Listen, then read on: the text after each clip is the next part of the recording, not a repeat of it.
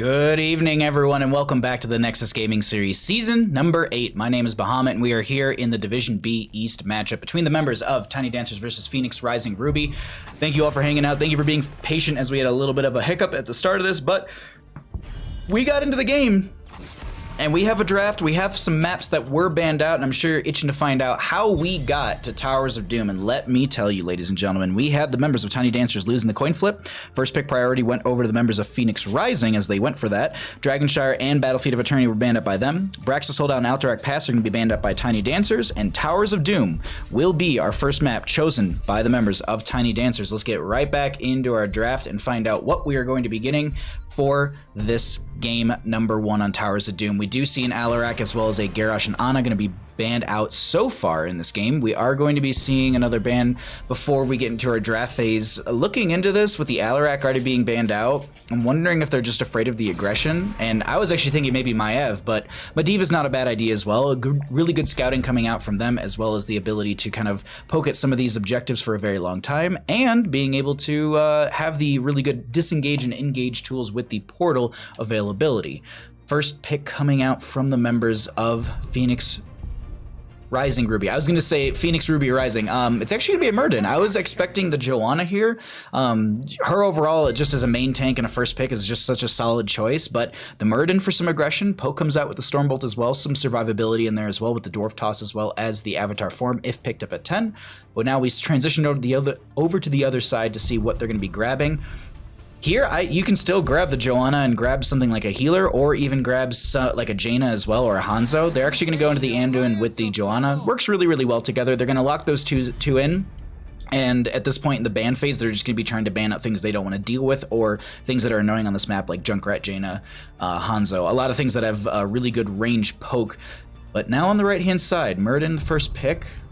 Good engagement tools coming out from them. I wonder if we see something like a Greymane to continue the engage and dive. Ooh, a Kael'thas will be there. Greymane still pairs very well into the Kael'thas, but they're going to go for the Ariel. So I actually like this. So you have the Ariel for the Detainment Strike. You also have a Gravity Lapse from the Kael'thas, and you have a Stormbolt from the Murden. So right there, that's a really good setup for the members of Phoenix Ruby Rising.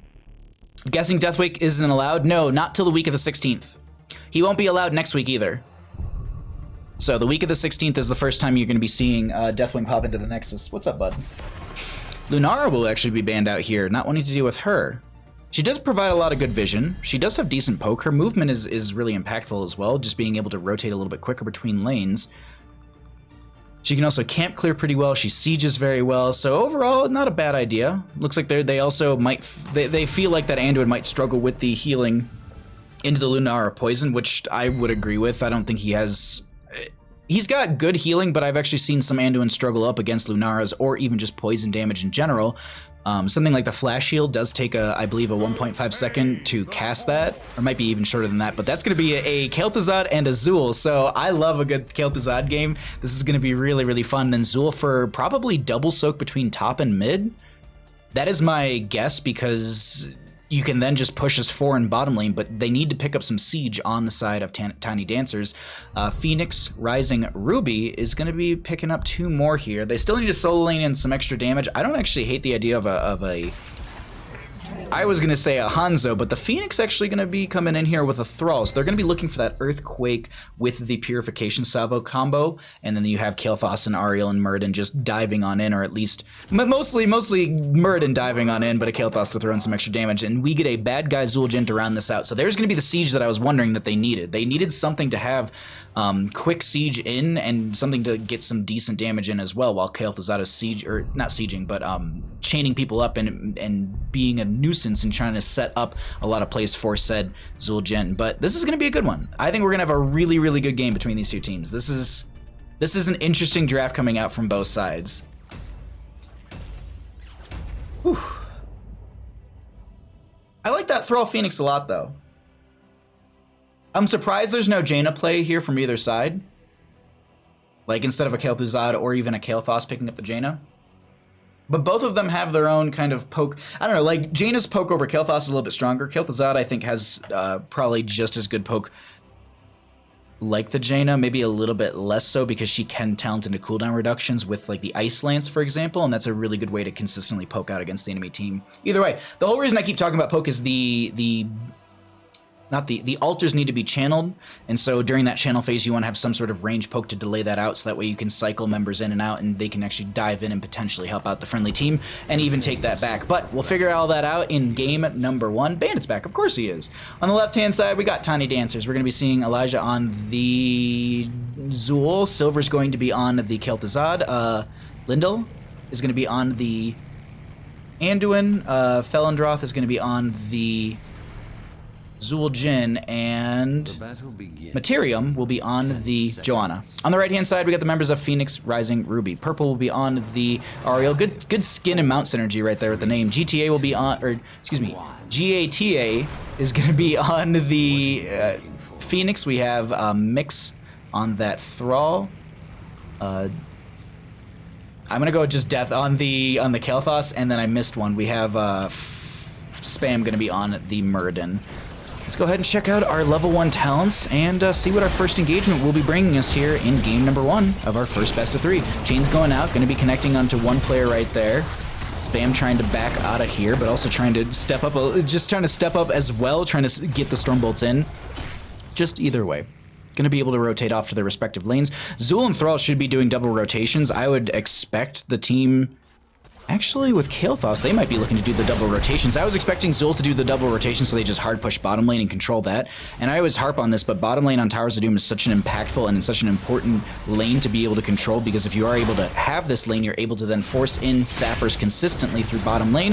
You have two different camps there, two camps in total that you can actually push through, so that's 6 damage you can get right there. And the other thing too is you also have the 5 shots rather than 4, and you have a little bit more map control. Something like a bottom lane altar over here, or even this mid lane altar, or this upper bottom, however you want to call it, is going to be a little bit more difficult to rotate into based on who has the bell tower. If you do get, you know, say the members of Tiny Dancers lose their bell tower here on the left hand side, their only rotation into this engagement is through this sapper camp area or straight down through the middle of the map, or to basically rush through a fort that's not theirs, which is going to be aggroing right onto them. And they'll also have vision on the enemy team for that. So it's just something to consider when you're playing these games, and that's actually quite a few stacks already on this Kael'Thuzad. 9 out of the 30 stacks necessary for the Master of the Cold Dark.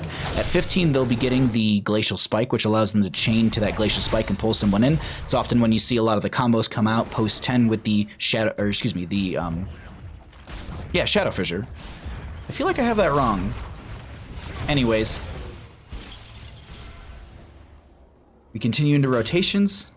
Kael'Thuzad still stacking. Also, by the way, at 30 stacks, you do get the 75% spell power increase, which at that point, Kael'Thuzad, if you think he hurts now, he really starts to hurt post 30 stacks on that.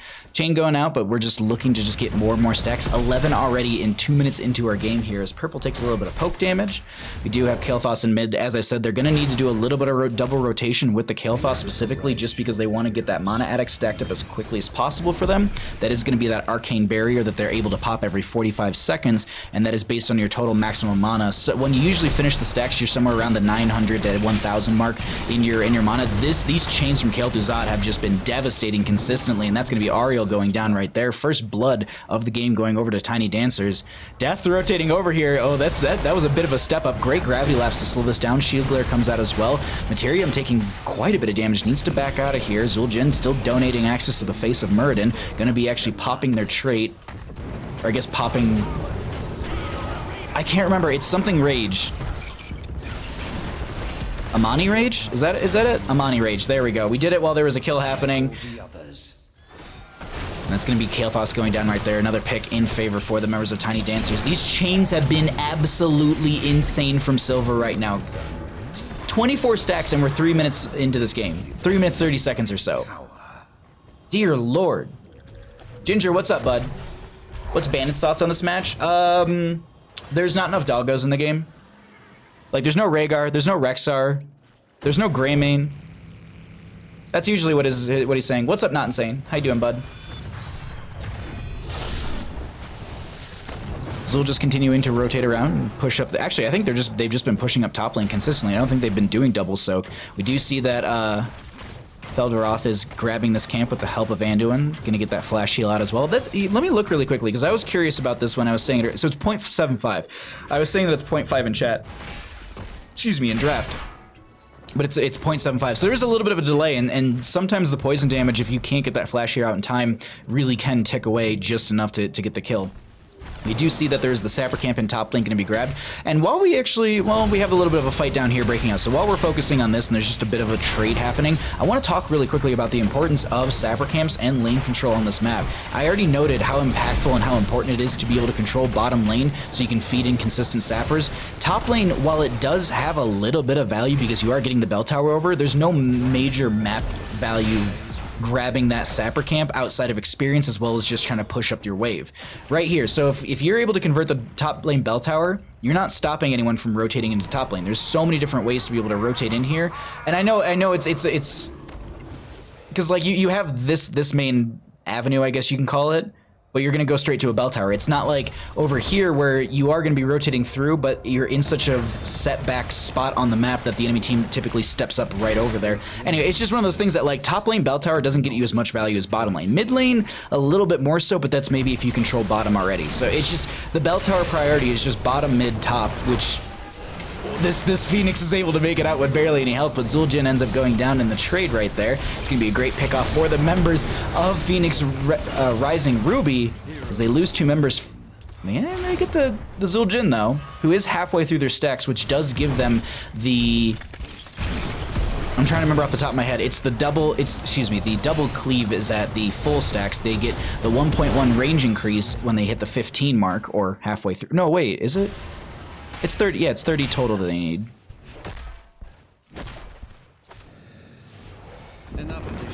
Either way, channel goes through. 4 more shots will rain in favor for the members of Tiny Dancers. Finally recovered my second monitor so I can watch stream. Yay! Second monitors, best monitors.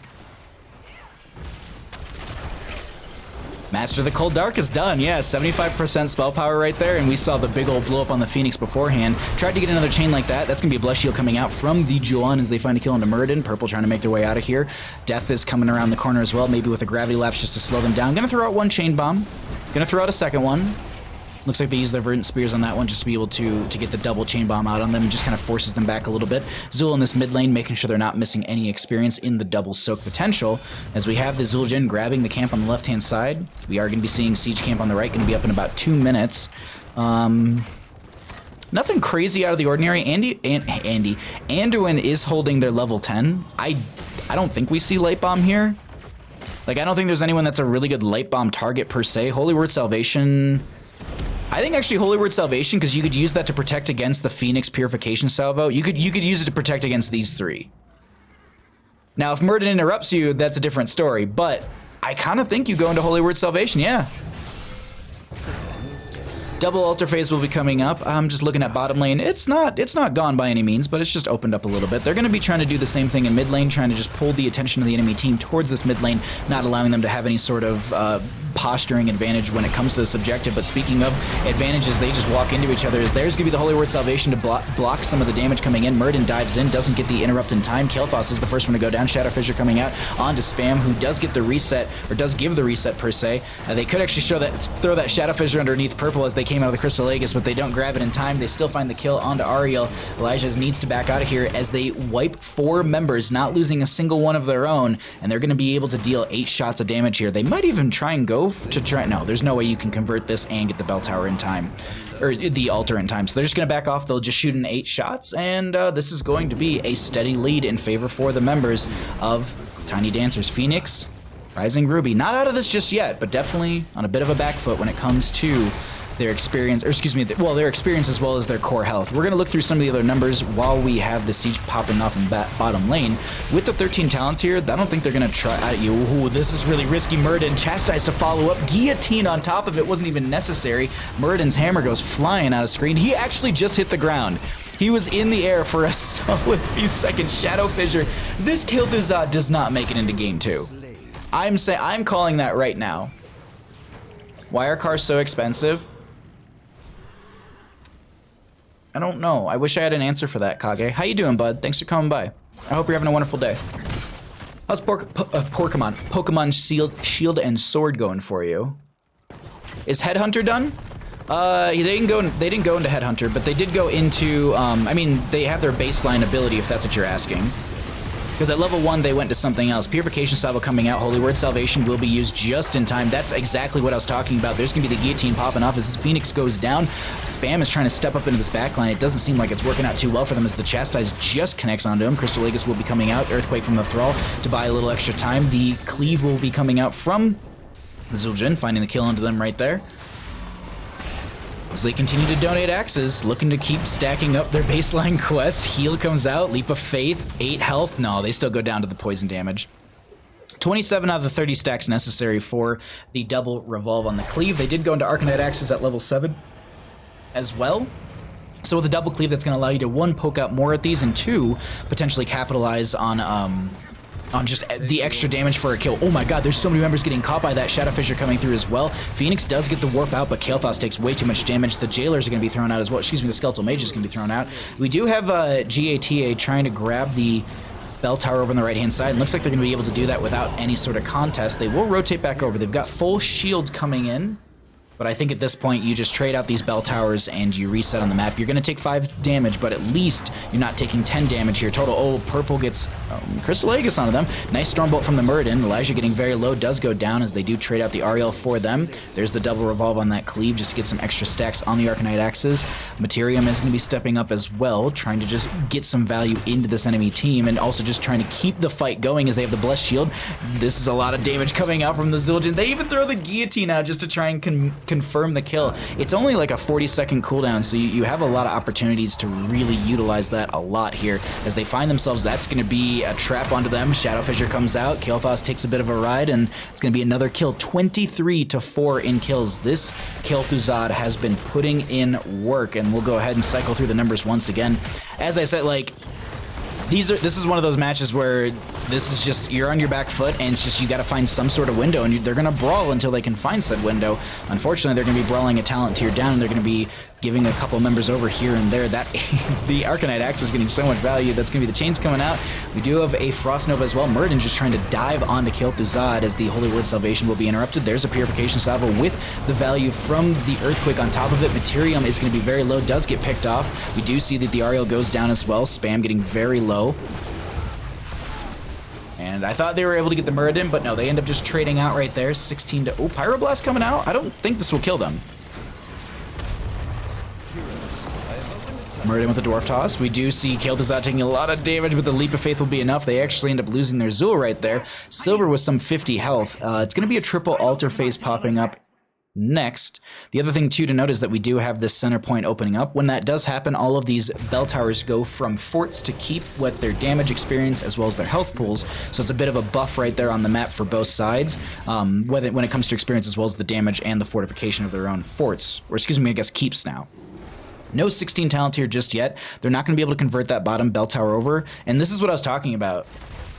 This right here, this rotation into this point is so insanely difficult for them, so they're gonna go for this clear.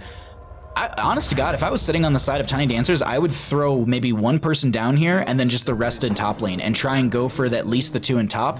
But seems like we're going to have a bit of a 5v5 as this will be bottom lane bell tower collected. Muradin already splitting off. That's going to be a lot of damage onto the Kel'Thuzad dealing a lot of damage to the Phoenix as they are going to continue to brawl out in this bottom lane. Muradin is going to get the channel on the right-hand side, but the issue is you just gave over your Phoenix just to get... I don't know how I feel about this. I'm not... Shadow Fissure will interrupt as well. Zul could work their way over. Yeah, you can see... I think you saw the call happen. They were going to like, I'll go soak mid. It's like, no, go top. Ooh, no, yeah, you can't get that cast in time right there. I was waiting for it, but we do see them able to capture that, and they'll be able to throw 4 shots over in their favor. Spam gonna get the Dwarf Toss forward. I think they're looking for a chase onto Elijah, but they won't find it, and bottom lane Bell Tower is now being threatened once again. With them seeing so many members in top, they're like, all right, let's go ahead and try and siege on through and grab ourselves a Bell Tower, get some more control on the map. Oh my god, Day, thank you for gifting a sub to Kage. I completely missed that. Holy crap, sorry. The game has been kind of intense. Thank you so much, Dave, for the gifted sub. Kel'Thuzad didn't go phylactery. Maybe they feel like they wouldn't die a lot. That's my best guess. Earthquake coming out. That's going to be Thrall going down. Earthquake will have another pulse, I believe. Purification Salvo comes out, but there's the Holy Word Salvation to deny that damage. We have a lot of damage onto Materium, who should be able to get out of here. The double revolve on the Cleave will confirm another kill. They could actually look for boss here. with 2 down on the opposing side, they could go boss, and then there's a single altar phase. This could be just a win condition for them. So that's at least the way I'd be looking at this, but are they going for triple bell tower conversion? This will start the barrage, meaning that there's going to be 1-shot firing out every couple or so seconds. Yeah, they're gonna get at least 1 to 2 shots off from this before they can convert this bottom bell tower. Oh no. Interesting. Okay. Now they're gonna boss. I was thinking that they're going to be going for top lane bell tower. Okay, okay.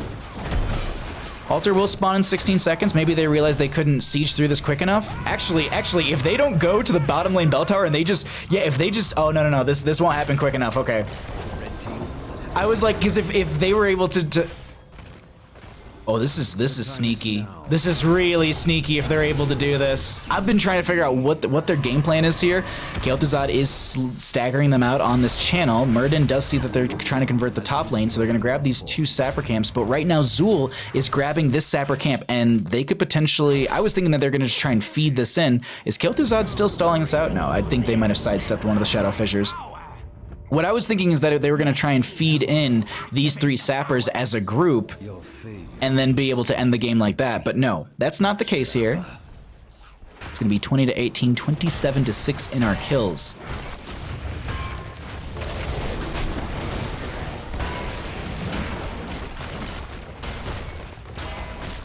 Dark, also, how you doing, friend? Thanks for coming by. Blue team has destroyed a fort. This is such a rough spot to be in. So they're going to convert this mid lane back over. Sappers will be grabbed on the left hand side, so they might try and feed these in. Next bell tower phase will be double in the upper, I guess you can say mid position and bottom position, and Joanna just making sure that bottom lane is already kind of prepped for the sapper camp, but it's got a bit of a ways to go, so until then they're just gonna have to wait for this poke to kind of pop out, and then once the poke is finally done, they're gonna be able to potentially walk these up. They also do have 20 talent to your advantage. Oh my god, the huge pull in onto the Thrall. They do have a Crystal Aegis just in time. There will be a trap out from the Zul'jin who throws the guillotine out, but they have so much health it really doesn't do much. Oh, that's the Holy Word Salvation. Lindell taking a lot of damage. Materium is trying to make it out of here. The Earthquake Pulses are getting a little bit of damage out, but oh my god, the chain bomb value from Kael'thas right there. Holy crap, almost everyone going down. And now we have a great Feral Spiritist. The Zul'jin's gonna get smacked with the hammer from the Thrall as they didn't get that pick onto them earlier. And oh my god, they had like some sliver of health, and you can see Materium was itching for it. And now the Phoenix is itching for Materium, but with the altar phase coming up here and Kael'thas trying to control bottom lane, this should be a cap for the members of Tiny Dancers, but that's a very, very good, I don't know the name of it, Shifting Malice. Oh, Phoenix, you stepped into... I mean, you have Unconquered Spirit, but I don't know where you're going with that one, unfortunately. And that's going to be Channel going out in favor. No one's going to be here in this bottom lane to stop Elijah. Purple's trying, but the Detainment Strike doesn't connect, and the last shots rain out. That's going to be going over to the members of Tiny Dancers. They take game 1 in our best of 3 series. GG, well played.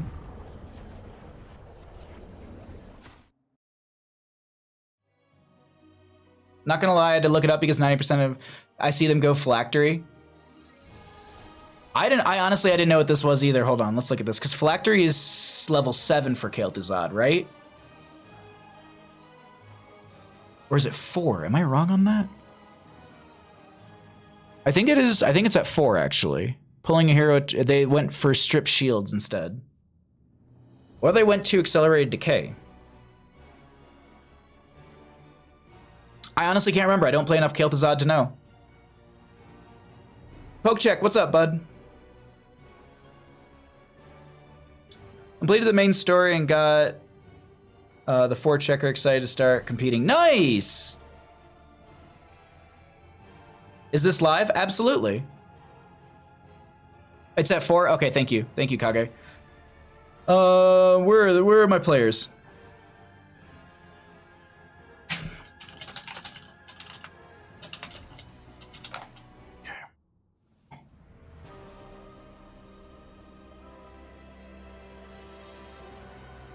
Let's show stats once more while I chug water.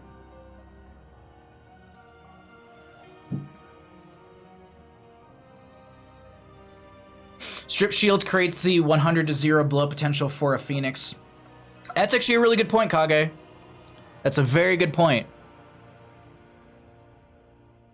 Yeah. Additionally, chains of Kel'Thuzad deal up to 270 bonus damage to heroes' shields. Ariel's Shield of Hope as well. Yeah. What's up, everybody? Look at Bandit. He's all pooped. He's all pooped. He had a wonderful day. Cool. So we know what that is. Let's also update the team score. Boop. How's everybody doing this evening?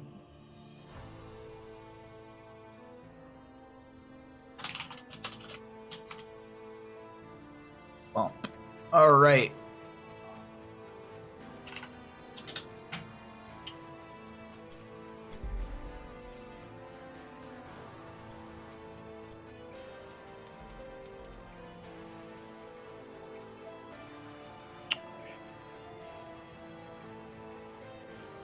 Okay, cool. So I'm just making notes for myself.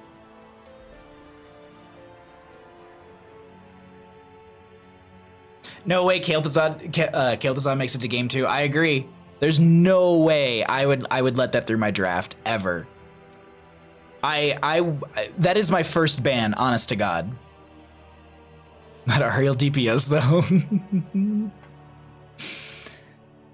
That's a GG.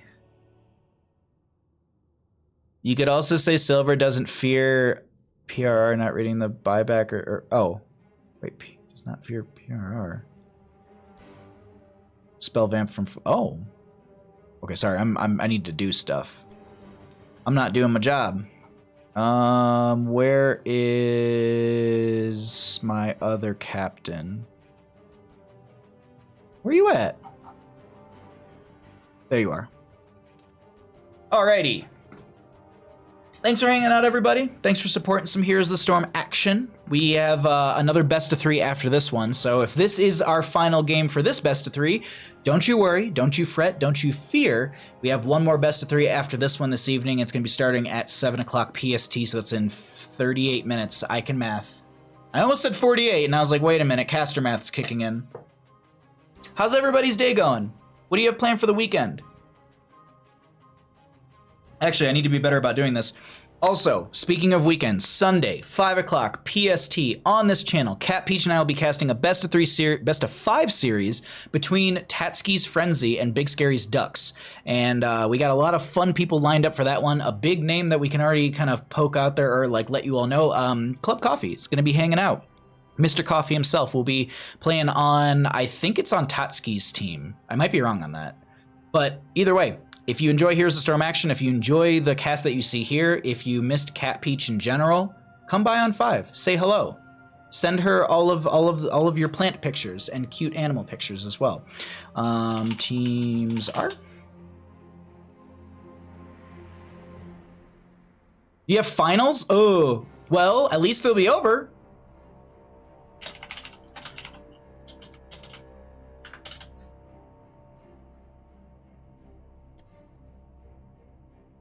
All right, I pushed the buttons. Let's go ahead and get into it. When is that? 5 o'clock PST on Sunday. This Sunday, December 8th, 5 o'clock PST. It's a best of 5 series. If you're on the East Coast, it's at 8 o'clock.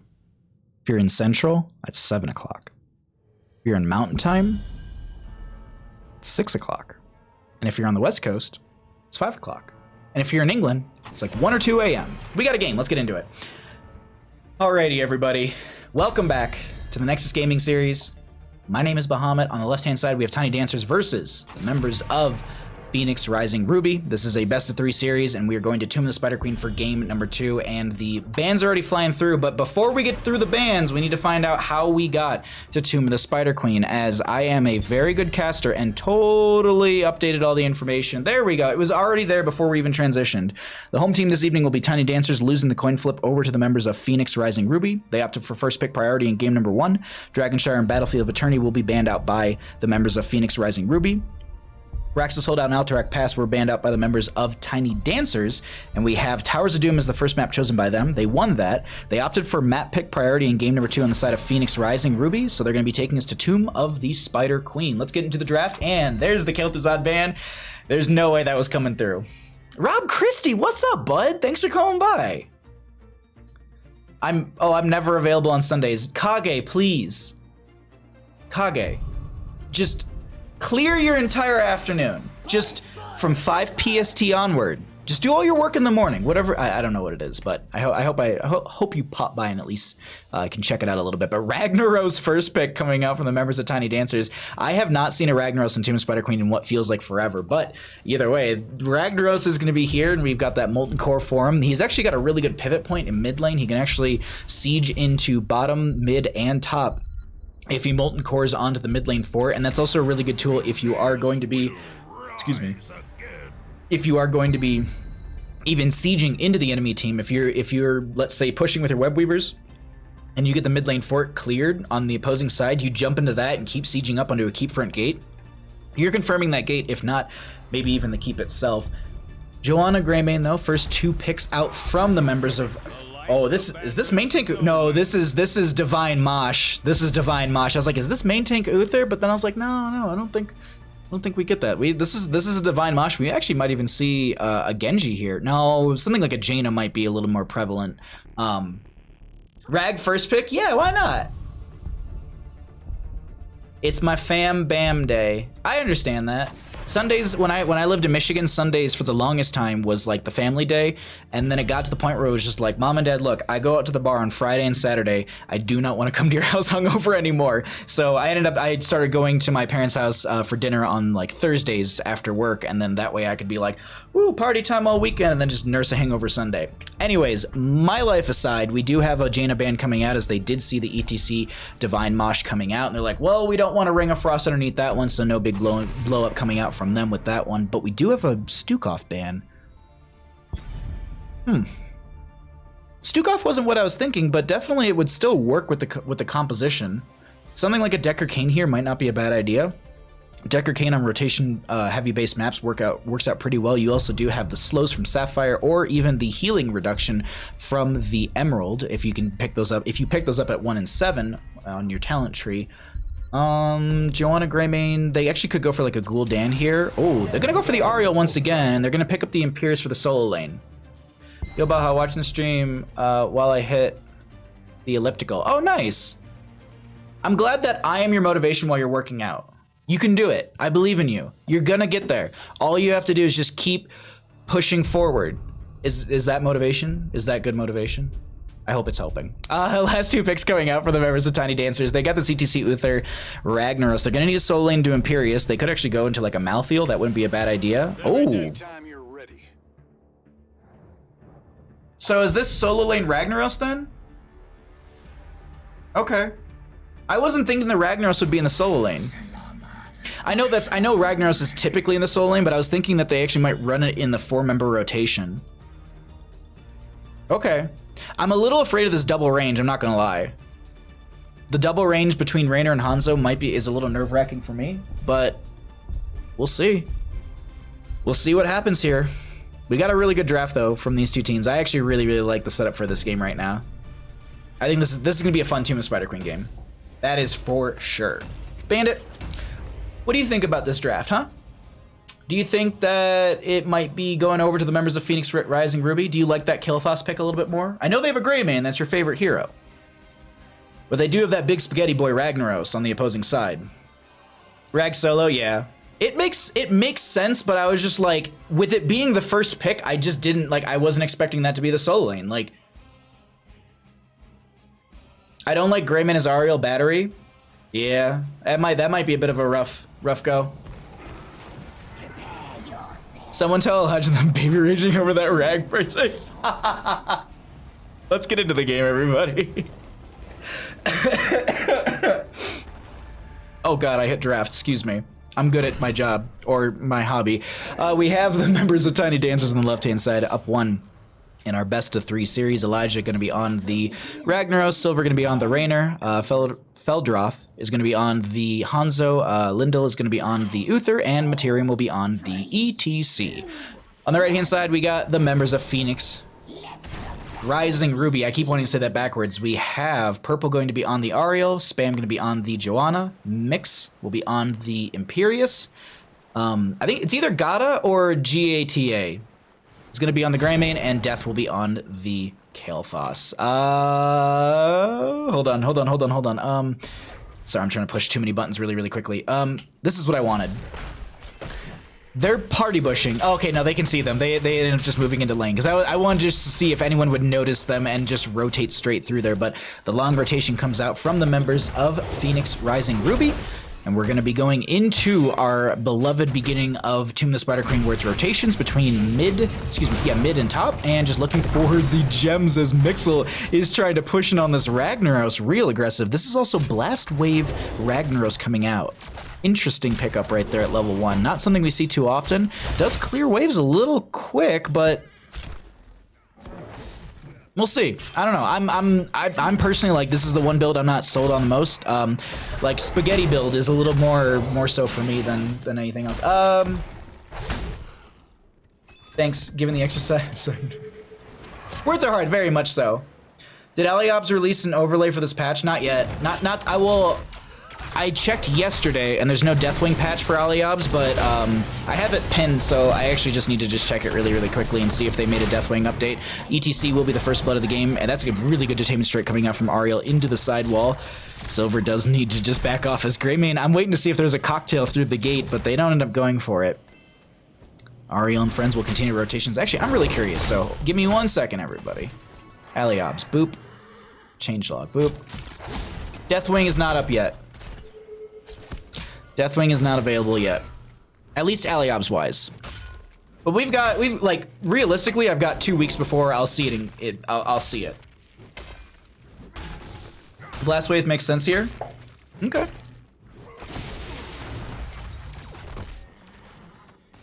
You do get wave clear from it. Overall, like, me personally, I go into the Empower So Fierce build. Just because I like empowering the hammer, I think that it offers a lot more for the team fight. I get I have self-sustain through my hammer as well later on in the game. But I guess if you are slowing people, that will pair into Ace in the Hole at level 1. So there's value from it. I'm not saying it's bad by any means. I think Ragnaros has a really good and diverse talent tree and build. Like, he's got a really, like, you can go into all 3 builds and they're all viable.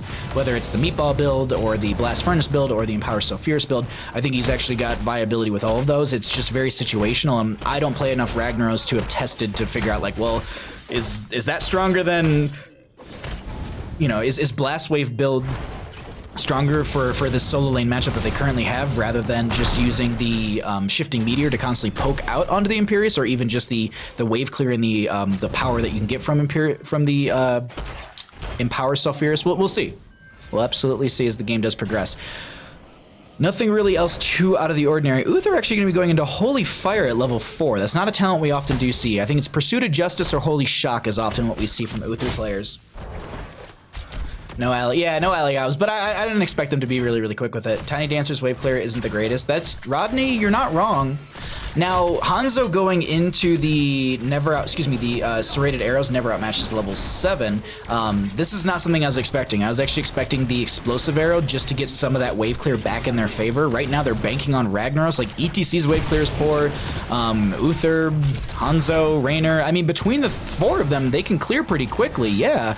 But it's not going to be that effective. Like, you're seeing it right now. It's just single target damage. There's no massive AoE like a Explosive Arrow from Hanzo would be, or even just like a Kael'thas, Gul'dan, Jaina, well, Jaina was banned out, but that's a great power slide onto the Greymane, who does get the disengage, but there's a snipe from Raynor, and they find themselves a kill. 1 up on both sides, 7 talent tiers for both teams. Turn-in availability is going to be here. It looks like Imperius was forced back at some point through the bottom lane matchup. Elijah will get 13 gems turned in, and they're on their way for a first Webweaver turn-in. ETC just trying to zone back spam as they do step up once again. The rest of the team, actually no, just Ariel going to be coming up here, getting another stack on the repeated offense at level 4. As we have seen talents for a little bit, let's go ahead and get an idea of what some of the other numbers look like.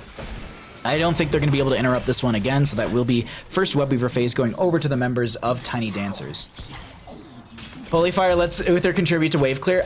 So I don't disagree with that whatsoever, because I agree with you. Yes, it does allow you to contribute, but Holy Shock or Pursuit of Justice, I feel like, would help out, because you went into Hammer of the Lightbringer at level 1, so you're already getting CDR onto your stun, your Hammer of Justice. So the Pursuit of Justice, after you stun someone, allows you to move quicker as well. So it's one of those things you can be more aggressive. But I guess if you are lacking in wave clear, that does kind of buff you out a little bit. So we'll see what kind of value it brings to the table in the later half of the game. It's adaptations teams are making, and to be honest, it's outside of what we consider just like the meta picks. It's actually not a bad idea based on the composition and the situation they're in. Ragnaros did go down in the bottom lane, unfortunately, so they're not going to be able to get any value there. Kael'thas already cleared out mid. First Webweaver phase not yielding a whole lot for the members of Tiny Dancers. Bottom lane is still sieging on in, actually going to be getting a little bit of value there. ETC and friends may be considering to rotate down, but I don't think they'll make the rotation quick enough. Realistically, going back into the mid to top rotations is probably their best bet, and they also need to make sure they're watching out for these Webweaver turn-ins. Only 3 gems are necessary for the members of Phoenix Rising Ruby. Phoenix Rising Ruby just needs to get zoned away here. Sorry, I looked over at chat for like a hot second and I was just like, ETC let him pick up the gems, what? And I was really confused, and then I realized, oh yeah, like, yeah, they instead of throwing them all into the main tank, I see what they were doing right there. Purple actually with the Self-Crystal Aegis just in time. 10 talent here was hit first for the members. Oh god, that Blessed Shield was so good. Uther does go down. They do have some ghost heals for a little bit, so they will be able to get the rest of the team back up to full to the point where they won't get picked off, but this is the members of Phoenix Rising Ruby starting to get some momentum behind them. This first pick, Ragnaros. Is this the Achilles heel? Was this the Achilles heel? Red Webweavers do descend as they're still looking for their 10. Slowly but surely they'll get there. Greymane dives in. Curse Bullet did go out as the initial damage into ETC, dealing 40% of their total health, or excuse me, current health. 10's finally rounded the corner. Mosh Pit from ETC. Divine Shield from the Uther. There's the setup. Ragnaros did go into Lava Wave, and I'm actually surprised they threw this into top lane. Because mid lane is currently, this is a lot of experience, and this is just, I guess maybe they were like, well, the mid lane fort's going down, the Lava Wave and top will at least force them back. Did they get the minions? Oh, they got some of the minions. They got some of the minions. Not all of them. Last Wave, best Meatball, my favorite, but I grew up on Cube. Yeah, exactly, Keladorn. Exactly. That is... I'm all about that Q build. That's all I would ever play when I was playing Ragnaros. Bottom lane, oh, really good Blessed Shield for just the disengage. They're like, we see what you're trying to do. Not going to be happening. Ragnaros is out of this for now. Catapult is in mid lane as well, sieging up right there. Death finding a Gravity Lapse. Power Slide from ETC. Knockback, Stasis will be there. There's going to be a heal out from the Uther as well. Huge arrow from Hanzo. The penetrating round doesn't find enough damage as they pop the Hyperion as well. Hanzo trying to use the Sonic arrow to find that last little bit of damage. Angelic Armament was used by Mix right there as they're just getting that last little bit of damage, or just at least trying to find it. This Hyperion does end as it hits the fort right there. Nice Celestial Charge from Mixels. But I think with that, they just back off, reset, and prepare for the next engagement. But the next engagement should be around the turn-in points. Oh, I think they're trying to play around I think they were trying to look for a pick if someone rotated for the Siege Giants, but that's not the case. They're like, we need to make sure that we deny them the Webweaver turn-in.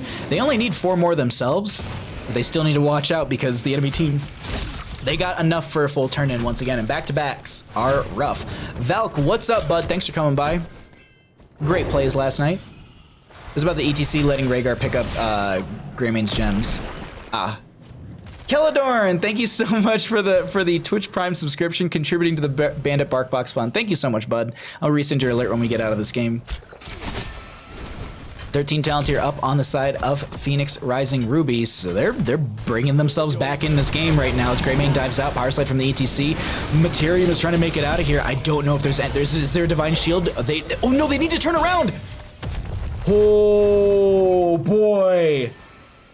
Materium needed to turn around and eat that with the Divine Shield. The Divine Shield might have just bought enough time for ETC to get healing from... I'm sure this Uther was just mashing keys a second ago, just like, I don't know what cooldowns... Like, my cooldowns are probably there, but I'm just gonna keep hitting the buttons and hopefully it'll keep you alive. Greymane in top lane with friends are going to be continuing to siege up here. We've got about we got a solid level lead for the members of Phoenix Rising Ruby. Lava Wave coming through top lane will force back the enemy team. We do have Webweaver coming in as well. This will be descending just about in front of the fort, but there's no wave behind it, so they should be able to whittle this down. Hyperion coming out as well for another zoning as another zoning tool. Ragnaros does have Molten Core form. At least they should, because I don't think they've used it a single time in this game thus far. Materium taking a lot of damage. Hanzo with the arrow as well. Blessed Shield coming out from the Johanna. ETC going to be getting picked off off right there, and this is going to be Greymane stepping up, and Lindell taking a lot of damage as well. They are looking to push in further. Nice to tame strike into the wall onto Silver, but they're able to get right out of there with some self-healing. Hanzo trying to poke out with the simple geometry, or excuse me, the scatter arrow. Sonic Arrow, oh, I thought it actually connected on to death, but we had Ragnaros, I think, clear out mid lane and then started working on bottom lane as well. Lava Wave will be up in the next 65 seconds.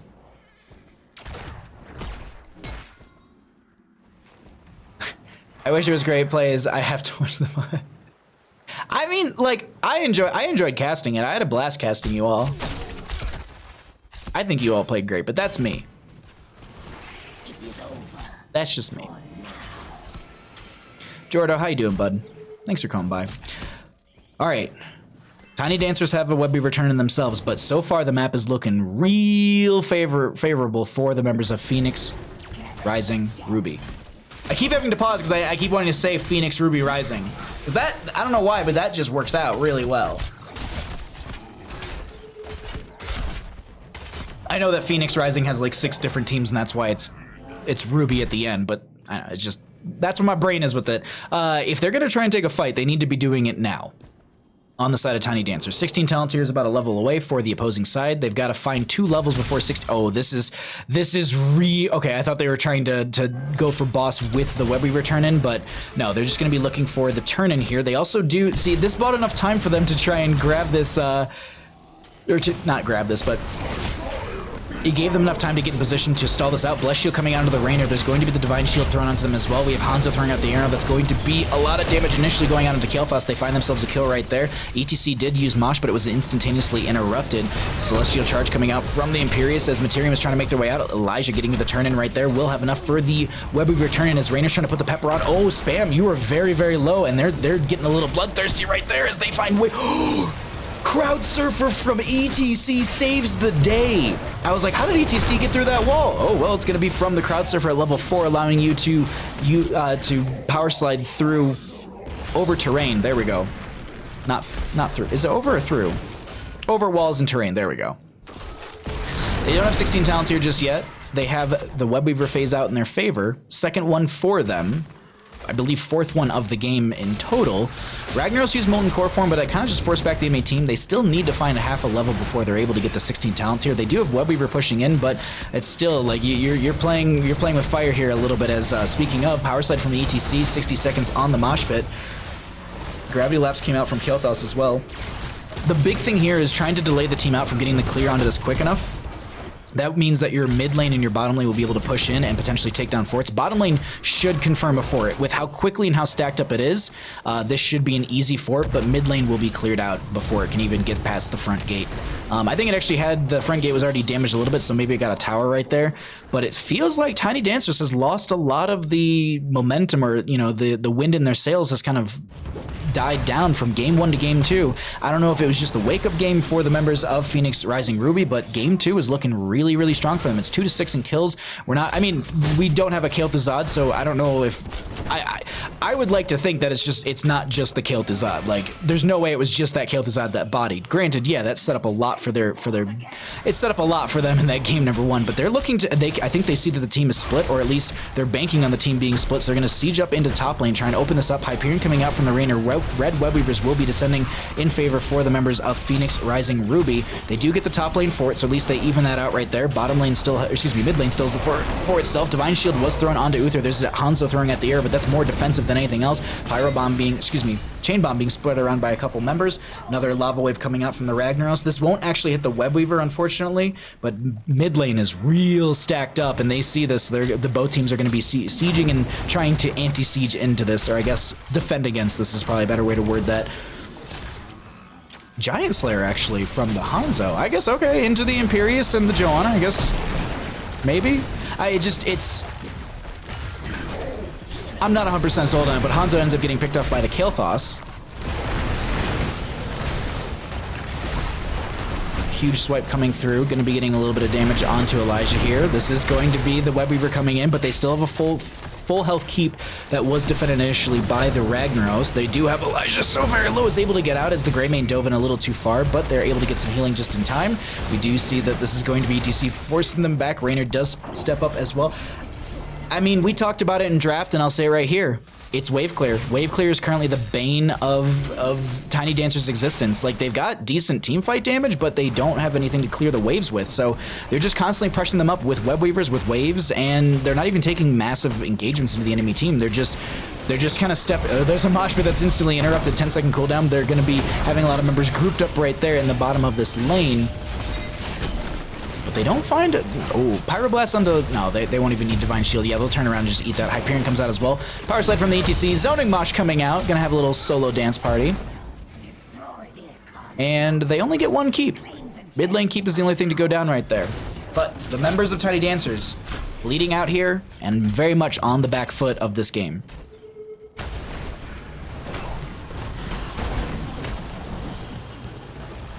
Baja, top 3 casters fight me. Thank you. I appreciate that, Keladorn. We were ill prepared against our foes. We came ready and deserved the win. They came ready and deserved the win. They played really, really well. But I'm excited to see more Can't Counter Pick Stupid games in the future. Now, 20 talent tier is not too far off, and this is another moment where they need to take a team fight, but ETC's in bottom lane currently clearing. They actually left. They want to take this fight, yeah. They also want to try and turn in too. A turn in here would be massive for the members of Tiny Dancers. Materium will split off. Gonna go ahead and get 12 turned in the bottom portion of the lane, or I guess the bottom turn in area. Clutch, we'll call it. We're about to hit 20 talent tier on the right-hand side. Looks like Greymane's already going to be starting the boss over here. They're backing out of lane, and it's very, very apparent. Like, Hanzo's going to throw a Stormbolt over the wall. Is going to be... I don't know. Do they see this? I don't know. Did the storm... But well, actually, yeah. No, I think they did see it. So they're like, all right, cool. Like, they're grabbing boss. Let's go ahead and turn in. So boss will be coming through the top lane, but they got blue web weavers descending to defend against this. So we'll see how this works out for them. Ragnaros does have lava waves, so they're actually going to throw that through top lane. Okay, no, we actually have a fight probably breaking out. But it's also against 20 talent here. Master of Flames actually for the Kael'thas. I didn't think that the Chain Bomb spread value was that high, but hey. 20 talent tier up on the side of Phoenix Rising Ruby. Boss pushing on in. This Hyperion coming out. Ragnaros will be popping the Molten Core form. Gonna get a huge swipe. Gonna connect onto one. Materium is in a bit of a rough spot. I don't think this will kill them yet. They're gonna be able to take enough damage right there. Boss was mitigated from the Ragnaros Molten Core form. We do have the bottom lane Webweaver pushing on up. Mid lane is gonna be crashing into the fort right there. And they managed to stave off the enemy team for now. Wins off draft based on equal skill level. That's fair. That's fair, Keladorn. 18-minute boss over this Webweaver. Oh, this is just a rough go for the members of Tiny Dancers. They're just trying to find a way into this game. It's just look at this. Like the wave clear took so long that they're not even able to step up into the fort. And now we're in that kind of weird spot with Tomb of the Spider Queen where it's just like neither team has a turn in. There's a lot of gems before they can turn in. Actually, they're only like 18 gems away on the side of Phoenix Rising Ruby. As ETC gets out of there. I actually thought ETC power slid over Ragnaros and that killed them. It's those weird animations where like it's a friendly member going through an enemy, or a friendly member like passing through another friendly member. It's just like, wait, did they just kill them? No. They just force them back a little bit right there. Mid lane fort is going to be a little low, somewhere around the 700 health pool. And we have this camp not being pushed in by the friendly team, so this will allow them to get to 20 talent here. But now the question I have is Ragnaros going to be able to get back up in time, and what does our defense look like? Is 20 talent tier? I know this is a bit of an odd one, but is this the power spike they needed? Like, do we just get Torbus and are they going to run it down? If they replace Uther with Rhaegar, their wave clear issues would be solved. Yeah. Caster math though? Oh, absolutely. It was probably something like, wait, was it 18? No, I don't think it was. I have no idea. I was trying to do quick math and I was like, I'll be wrong. The Greymane should be able to turn in here without any contest, and it's going to be 20s up on both sides. I'm surprised no heroic difficulty. I mean, Lava Surge, yes, you are getting the cooldown reduction and a second charge, but I don't know. Heroic difficulty, that's a lot of cooldown reduction. Well, at this point, actually, at this point, cooldown reduction isn't that big of a deal on Molten Core form, because 2 lava waves is way more impactful right here. So they'll zone 1 wave back.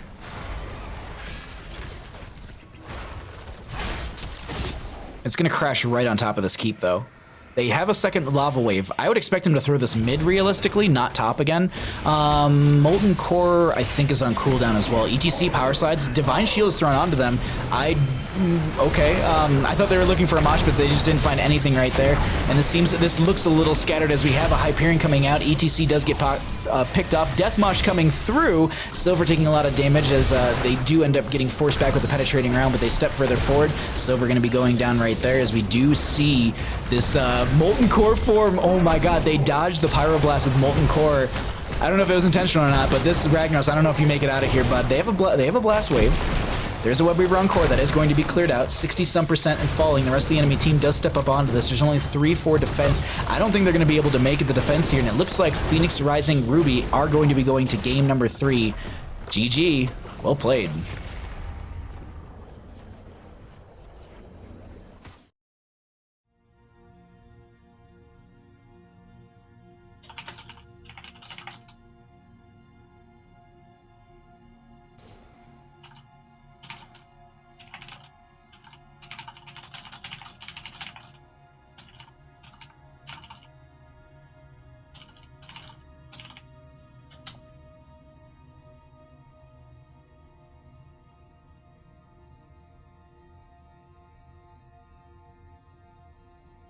$20 in the bank, 37 on heroes.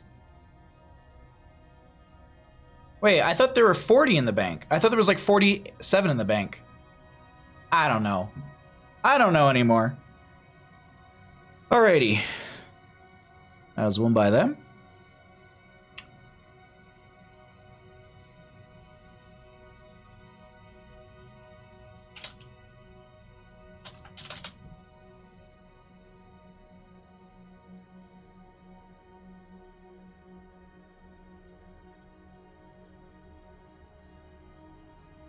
Didn't like the Hanzo pick from draft. I didn't like the... I didn't hate the Hanzo, I just didn't like that they went Hanzo Rainer. I think they needed one, not the other.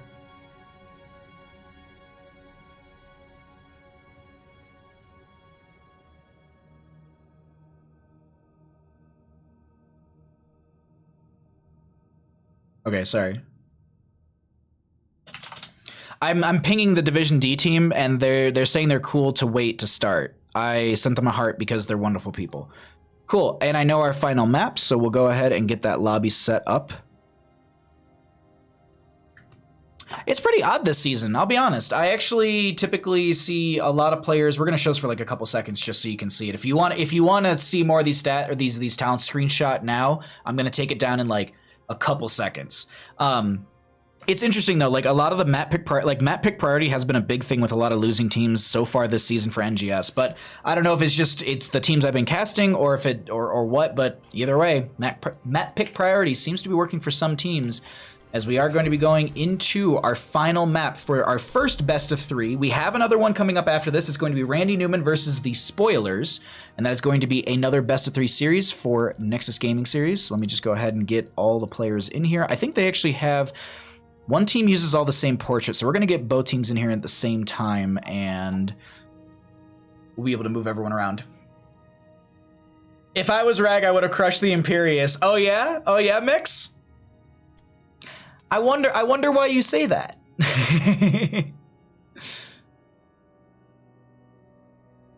What was the Rag supposed to do? It seemed like he was the pick to make them not lose instead of...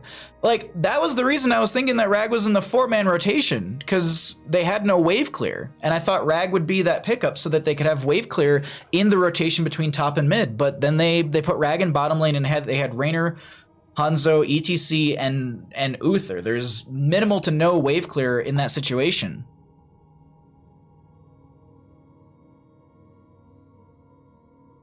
I'm a rag main. Oh, also, Celadorn, let me resend your alert. Thank you so much for the support, my friend. I really appreciate that. Thank you for supporting Bandit. I will follow you to the end of the world. Subscribed. Contributing to the Bandit Bark Box Fund. Thank you. I really appreciate that, bud.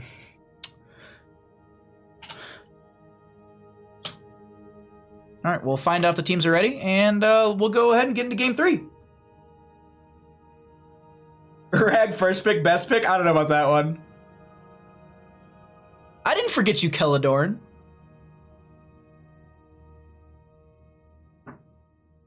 Oh, okay. We need one more player to get in here, and then we'll be ready to go. As before, thank you for hanging out, everyone. Thank you for supporting the stream. Thanks for helping us push further and further towards Twitch partner. Okay, so we have readies from one, and no readies from the other team yet. Okay. By the way, this Sunday, 5 o'clock PST, 8 o'clock EST, we have Totski versus Big Scary Duck. It's going to be a best of 5 series. We got a lot of players from the Heroes of the Storm community. Coffee will be there as well. I'm trying to remember, like, they haven't told me who is on their teams. Sorry, 1 second. I haven't had a ready from team 1 yet, so. Okay. Alrighty, let's go ahead and get on into it. Game number 3. Gee, thank you so much. I think it's Gata. I'm gonna go with Gata, but thank you so much. I sent it before the lag showed you. I know, Celadorn. So did you see that Cat Peach was on Fight Night last night? I did. I didn't get to watch the game yet, so please don't spoil it, because I actually have to. I'm gonna watch it tomorrow. I meant to do it today, but work was honest to God crazy. Let's go ahead and get on into game number 3. Welcome back, everyone, to the Nexus Gaming Series. My name is Bahamut. I am going to be taking you on this wonderful journey that is going to be our game number 3, and we are currently heading to Infernal Shrines. And if you're sitting at home and you're like, wait a minute, Bahamut, I was watching Adventure Time, and now I'm here, and I don't know how we got here. It's okay, I got you covered. Don't you worry. On the left-hand side, we have the members of Tiny Dancers lose the coin flip. They opted for first pick priority on the side of Phoenix Rising Ruby for game number 1. Dragonshire was the first map. Dragonshire and Battlefield of Eternity were banned up by them. Braxis Holdout and Alterac Pass were banned up by the members of Tiny Dancers. Towers of Doom was the first map chosen by Tiny Dancers and won by them. The members of Phoenix Rising Ruby opted for Tomb of the Spider Queen, map pick priority for game number 2, taking us to Tomb. They won that map, and so now map pick priority once again from Tiny Dancers. They will choose to take us to Infernal Shrines. Earlier in the stream, I did have Infernal Shrines as the ban. I did that accidentally because I was just rushing, so either way, we have it all set up. We're all ready to go, and let's go ahead and get back into our draft. What do we get? No Kel'Thuzad, no Zul'jin. Some respect bans coming out right now from the members of Phoenix Rising Ruby, but they get rid of the Lunara as well. Baha, how do we get here? Oh, that right there, that is just like, that's them saying like, all right, like you played Ragnaros, we're going to show you what we think is a good Ragnaros. So Garrosh and Kel'Thas will be picked up here on as the 1-2 pickup for Tiny Dancers. Now, to note, we do have Garrosh having that toss availability. It does not trigger onto the Skeletal Defender, so during that Skeletal Defender phase, they don't need to worry about potentially tossing a Skeletal Defender rather than tossing an enemy hero into the back line. You tried, you did your best. You did your best, Celadorn. I appreciate it. Thank you, friend. I love Bandicam. I could watch him all day. I've, honest to God, thought about just like leaving a camera on him and just being like, cool, stream's up, that's it, we're done. I'm just gonna walk away. Or, well, just work. And please don't ban Ariel, my only hero. Yeah, please don't ban Purple's only healer. Which is a... what? Wait. Unless they swap players around... oh well, alright.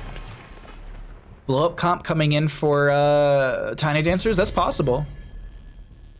But again, Pokecheck got hit with the butt spot. Jaina will be banned out here, not wanting to do with her. She does have good Shrine Clear as well. What are we going to get for our last ban coming out from Phoenix Rising Ruby? Something like an Alex Straza, or I would say you're going to be looking to get rid of a support at this point. Actually, Ana wouldn't be a bad idea. Ana or Stukov. If they go into Alex Straza, I wouldn't be worried due to the fact that they have Deckard Cain. I was going to say Eckard Cain. Because you have that Emerald to be able to reduce the healing out from the Alex Straza herself. It is time. They're going back to what they feel comfortable with. Zul for the solo lane. Interesting, okay. Still Uther for the support.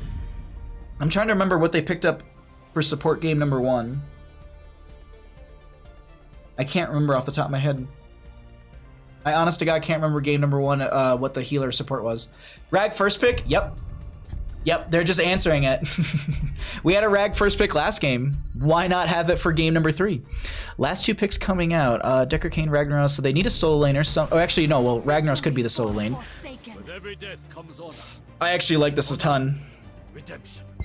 Ragnaros is a little bit on the squishier side, but we'll see how this works out for them. Sylvanas for push pressure, but they're going double range. They've got good wave clear, but they're going double range, which is something that I'm a little worried about. And Akira to round out our draft. Okay. Do we get like Divine Storm, Unrelenting Strike? I believe that's the name of the other ult. It's Final Strike and Unrelenting Strike? I feel like I'm wrong on that.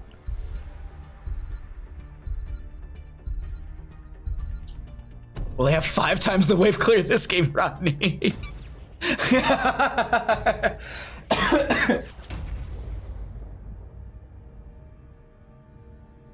I wasn't prepared. Are you doubting my Rag? I'll show you.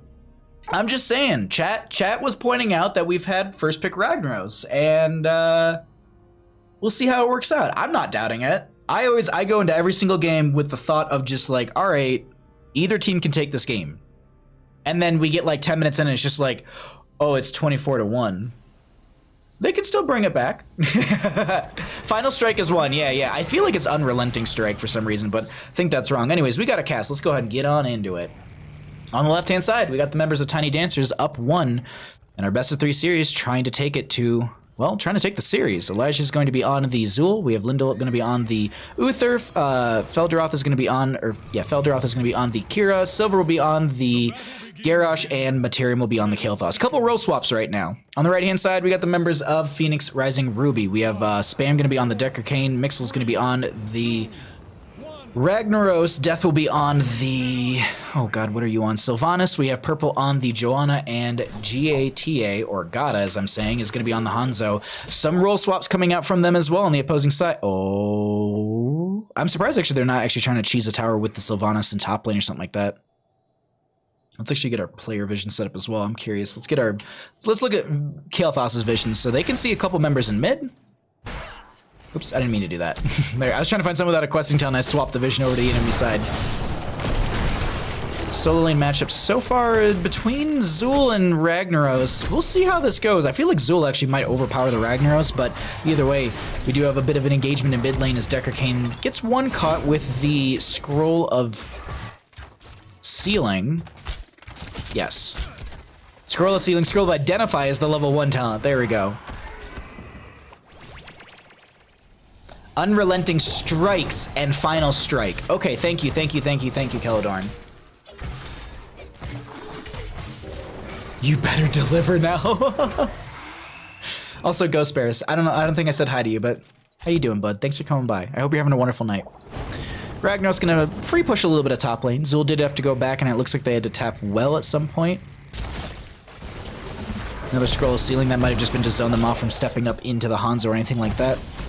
Just rotating around the map, looking for some of the questing talents. Body check from the Garrosh at level 1. This Decimate Garrosh?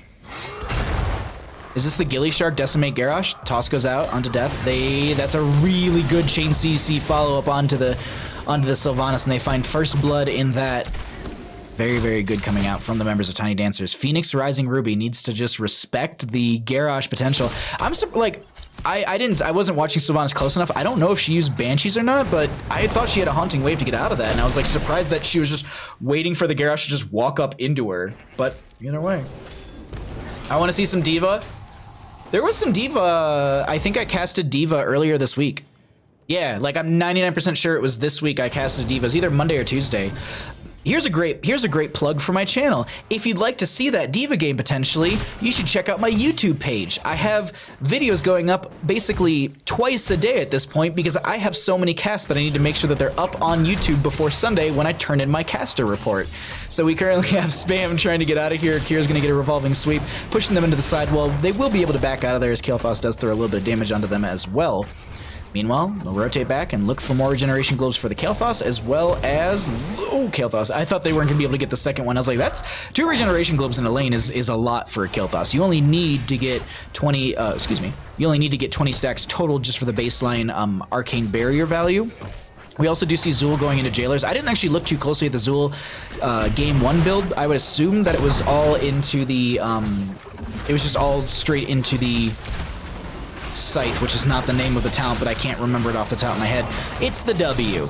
We have the toss going out into Mixo, who's trying to get out of here. They do have the Johanna trying to do their best to help out the friendly team, but they end up getting picked off as well. Purple, bit out of position as they were trying to help the Ragnaros. They do get the Bone Prison thrown onto them from the Zul.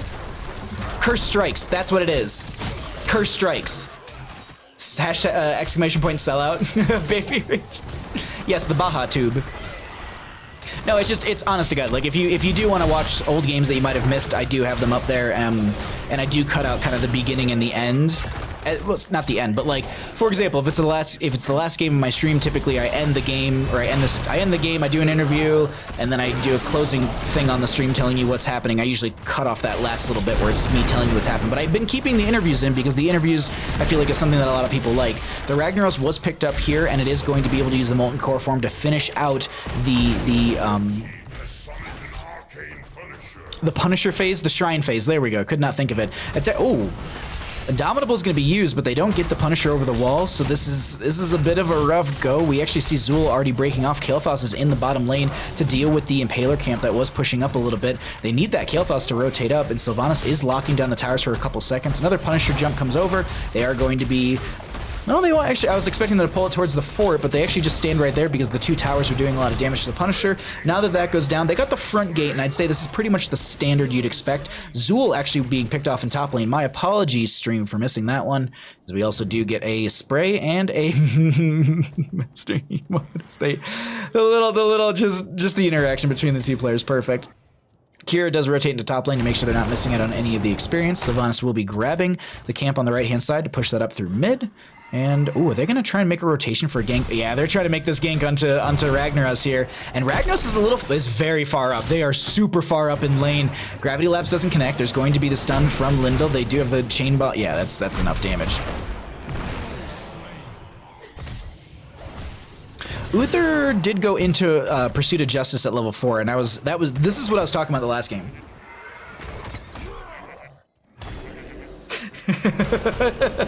Oh god, I love this so much. So there you go. You just have the increase your speed. Excuse me. Yeah. I don't know. My brain read that completely backwards. This interaction's so good.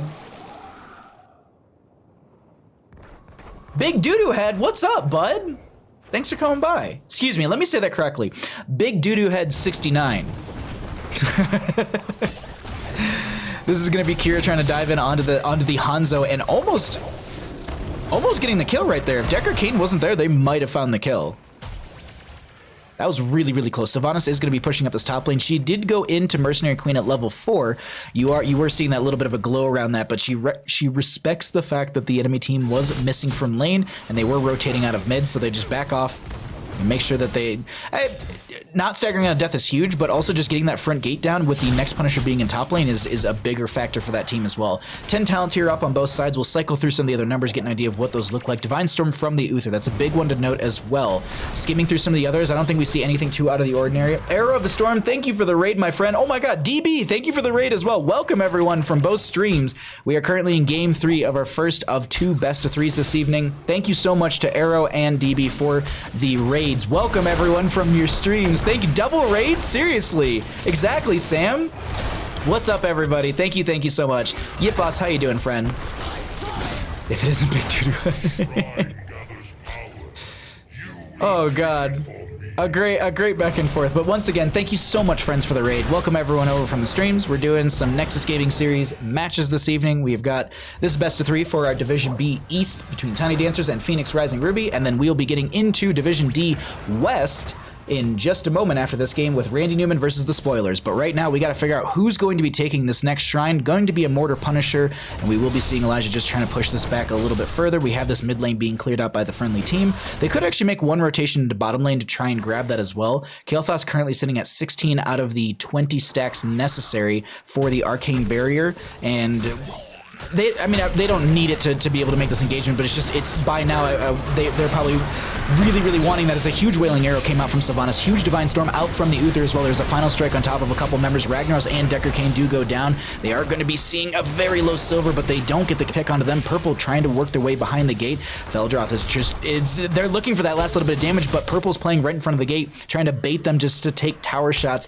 and Hanzo might have actually got the kill onto them if they did stay a little too long. But now they'll just join into the Uther, make sure they group up to get some heals from them, and they should be able to confirm this shrine phase. We do have Ragnaros and Decker came back up, but they still have to rotate across the map. Joanna is showing in mid lane as well.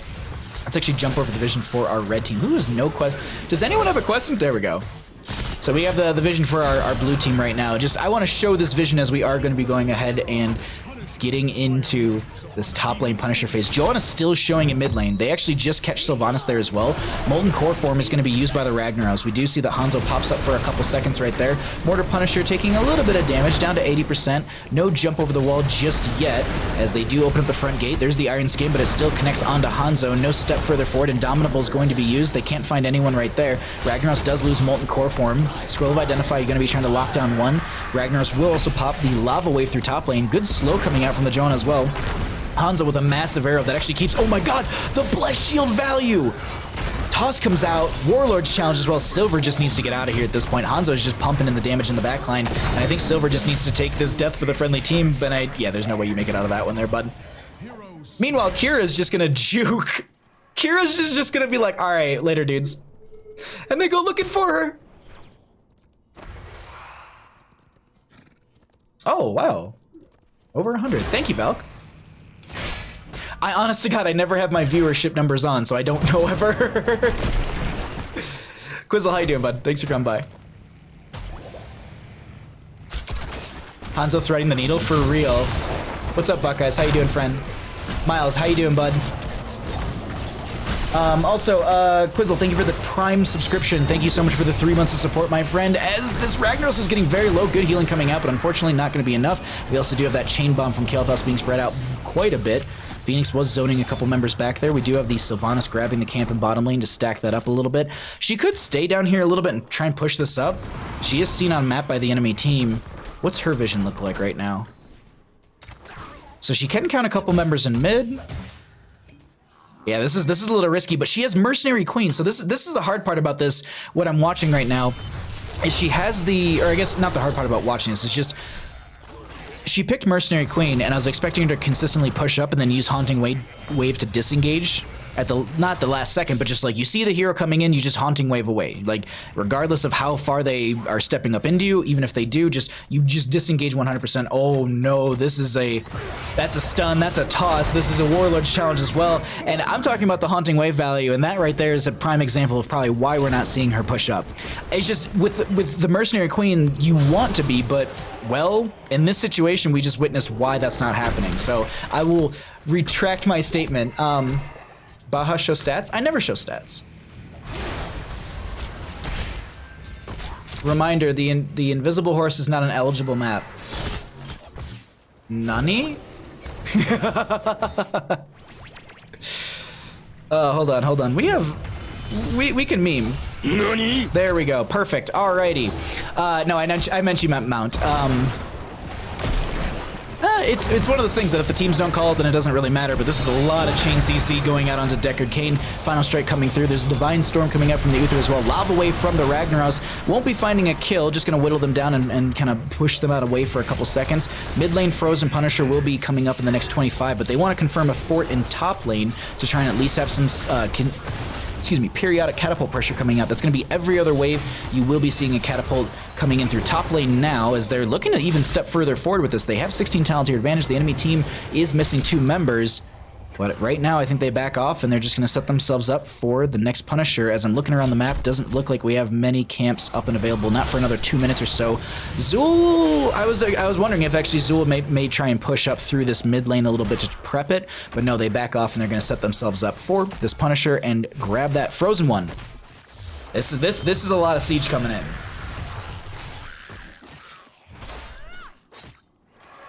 Ooh, Decker, sorry, I was looking at the minimap, and I saw Decker King just fly across the minimap. I was like, that's a toss. You are, woo, speaking of you are dead, this is just a tight corridor where they find an Uther kill. Silver getting very low as well. Ragnaros and Hanzo going to be able to maybe put in the damage. No, they don't find enough damage in time. They actually toss the friendly member a foot or so. They end up going down right there. Mixel might die to the damage over time. This, I don't think you can make it out of here, Elijah. Yeah. And they're halfway through this, and they lose 4 members. That's a rough one right there.